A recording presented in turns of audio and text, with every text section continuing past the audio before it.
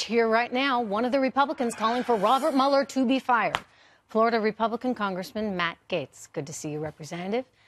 So you say he's got to go. Why?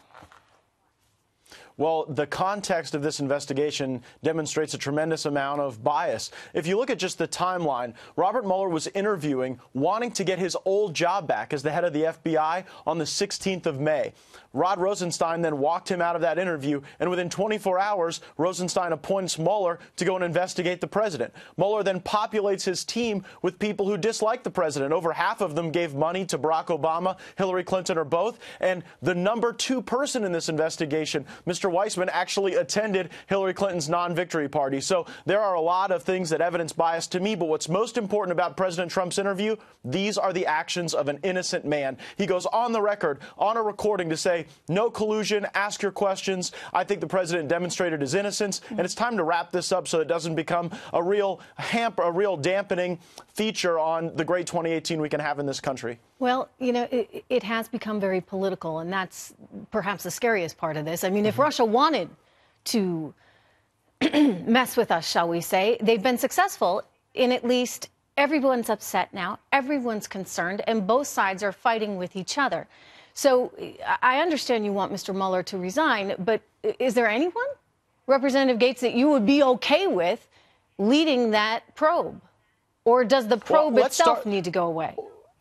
Well, I think that if there is evidence of collusion, let's see it. If not, let's move on as a country. But if you're asking whether there's anyone who would be qualified to be independent, I think you could at least start by not appointing a person that was passed over trying to get their own job back within 24 hours of their appointment as special prosecutor. I think that if you're picking a number 2, there are a lot of talented prosecutors in our federal system. Could we maybe start with someone who didn't attend Hillary Clinton's victory party? And oh, by the way, when we're drafting investigators into the probe, can maybe we not have someone like Peter Strzok, who has demonstrated excessive pro-Hillary Clinton bias and anti-Donald Trump bias? Those things taint this investigation. They prove that no successful prosecution will come from this investigation of the president. And I think that it's refreshing that the president welcomes a conclusion to this so that we can get on with the important work we have to do for the American people. I think everybody would like a conclusion, but I think everybody still has a lot of questions. And it's not just whether or not the president had colluded during his campaign with the Russians. It's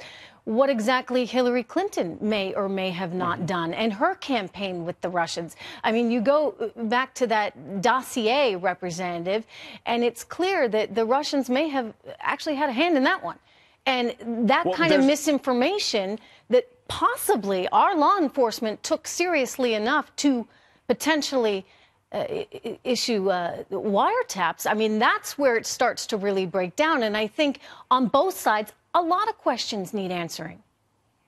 No, I completely agree. There are things that we absolutely know, and then there are areas where we still need answers. We absolutely know that the DNC paid a company to pay Russians to tell lies about the president. We also absolutely know that Hillary Clinton had complete command and control over the DNC. That's not what Republicans say. That's what Donna Brazile says. We still don't know whether or not the FBI was working with the DNC to buy that dossier, and we don't know whether or not it was used as an intelligence document to authorize wiretaps against the president's team. That's why the work that Chairman Devin Nunes is doing is so important. He's issued subpoenas, but the Department of Justice and the FBI have been recalcitrant. It's almost like Jeff Sessions needs to change his middle name from Beauregard to Disregard, because too many people at the FBI and at Justice have been disregarding the very legitimate requests from Congress to get information to answer these questions for the American people. All right, before I go, should the president fire him?